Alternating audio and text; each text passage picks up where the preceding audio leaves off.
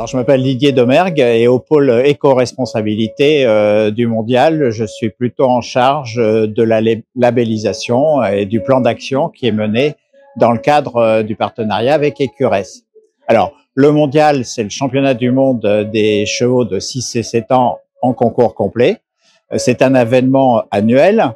D'ailleurs, c'est la 40e édition cette année, qui regroupe 110 chevaux, 25 nations et qui draine à peu près 40 000 personnes sur le site pendant les 4 jours de l'événement.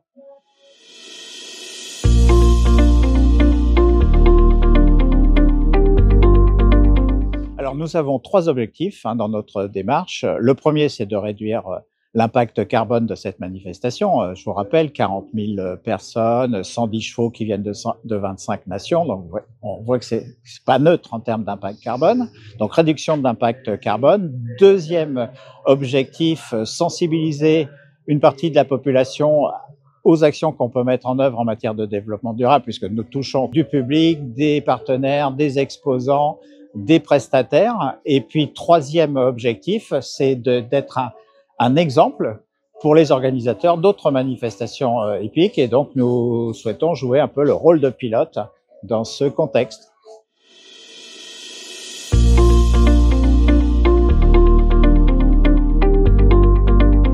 Alors, quand nous avons décidé de lancer le mondial dans une démarche éco-responsable, nous avons cherché les moyens de nous structurer et nous connaissions bien évidemment l'outil label Écurès. Donc, nous avons adopté cet outil qui nous permet d'établir un plan d'action à partir des 140 critères d'évaluation du label Écurès. Et donc, nous adhérons à la démarche depuis 2019. Nous en sommes tout à fait satisfaits et nous avons eu la joie l'an dernier, en 2023, d'obtenir la mention excellent.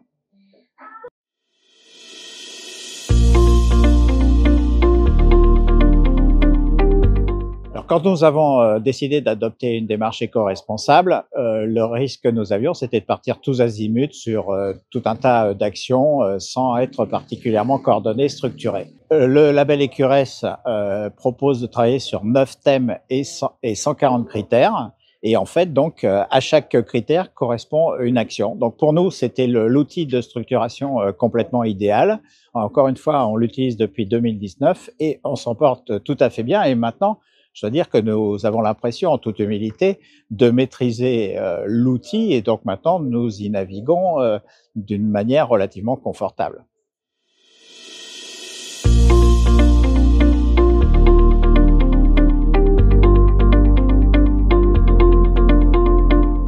Alors, les principales orientations de nos actions portent sur différents domaines, évidemment. La réduction et le traitement des déchets, la réduction des consommations d'énergie, le bien-être des chevaux et bien évidemment la préservation du site. Alors, concernant le bien-être des chevaux, par exemple, nous sommes l'un des rares événements équestres à proposer des aires de mise en liberté des chevaux pendant toute la durée de l'événement. Concernant le site, eh bien, nous avons la chance d'être hébergés sur un site Natura 2000 qui fait déjà l'objet d'un certain nombre de mesures de préservation. À nous de les respecter et de nous conformer à ce qui est prévu dans ce domaine. Et en termes de réduction de l'énergie, nous avons mis en place de la réduction d'énergie électrique et nous utilisons des groupes électrogènes dernier modèle, par exemple.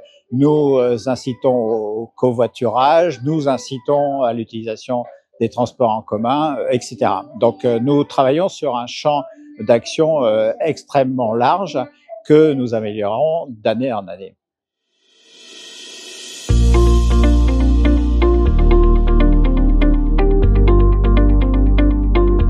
Bonjour, Caroline Aldebord, je suis responsable RSE pour le Mondial du Lion depuis 2019.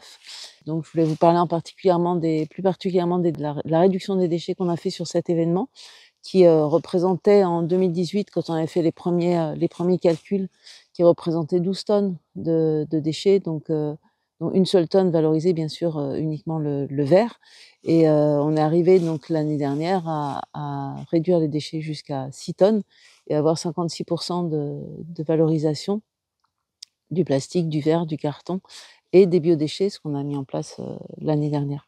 Comment on a réussi à faire ça? Ben, on a d'abord en premier réduit toutes les moquettes qui étaient sur le stand. On n'a plus qu'1 ou 2 stands encore de personnes qui voulaient vraiment, avoir des moquettes sur leur stand et l'année prochaine donc on a bien discuté avec eux cette année, l'année prochaine on aura 0 stand avec moquette. On a par ailleurs toute une équipe de bénévoles qui nous accompagnent, donc à chaque fois un peu différents, mais toute une équipe qui, est positionnée sur les zones de tri et qui a un rôle important de sensibilisation parce qu'on a 46 000, spectateurs quand on est au top de nos visiteurs.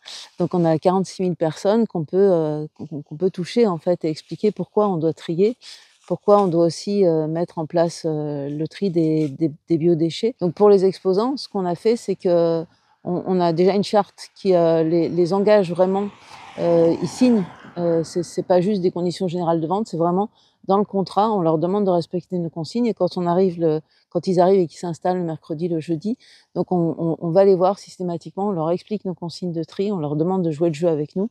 Ils nous voient aussi œuvrer, dans la gestion des déchets tout au long du mondial, donc ça joue. On ne leur dit pas uniquement de faire, on fait aussi. Nous, avec eux, on les aide, on leur apporte des sacs s'il faut et ça, c'est important, on les voit évoluer. On a aussi mis en place donc un chèque de caution. On disait si votre stand est nickel, à la fin, on vous rend le chèque de caution. Et cette année, on est passé à un stade au-dessus en disant bah, vous aurez une amende. Si votre stand est pas correct, vous aurez une amende. Et on pense qu'avec ce moyen-là, donc on arrive vraiment à les sensibiliser un peu plus, mais on voit une véritable amélioration quand même. Les cavaliers, c'est une autre démarche. Donc là, cette année, on avait une équipe qui était plus dédiée pour eux. On sent qu'ils sont là pour la course, donc il y a encore du progrès à faire et on veut continuer à travailler avec eux sur ça parce que la compétition, c'est vraiment ils sont là pour ça et c'est important, mais ça doit pas se faire au détriment de la planète, c'est clair et net. Et le dernier point, donc c'est les restaurateurs et là, on travaille vraiment avec eux et sur les biodéchets, on arrive à récupérer de plus en plus de biodéchets. Au début, c'était, vraiment 3 fois rien, ils disaient: «Mais non, mais ça sert à rien tout ça» et là, maintenant, ils sont vraiment partenaires et on a très bien évolué, donc on travaille avec envie cette année sur, la gestion des biodéchets. C'est bien de trier les déchets, mais le meilleur déchet, c'est celui qu'on produit pas. Donc on a fait un premier cas cette année avec 2 exposants qui nous ont rejoints donc pour, avoir utilisé des boîtes tomates. Donc c'est des boîtes recyclables un peu comme les Eco-Cups, parce qu'on a des Eco-Cups, sur la quasi-totalité des stands de boissons. Mais d'avoir des boîtes recyclables, c'est quand même une énorme source de réduction de déchets. On a une équipe donc avec les boîtes tomates qui peuvent laver les boîtes derrière. Ceux qui l'utilisent là en ce moment, ils sont très satisfaits et l'année prochaine, on souhaite l'étendre à tous les restaurateurs.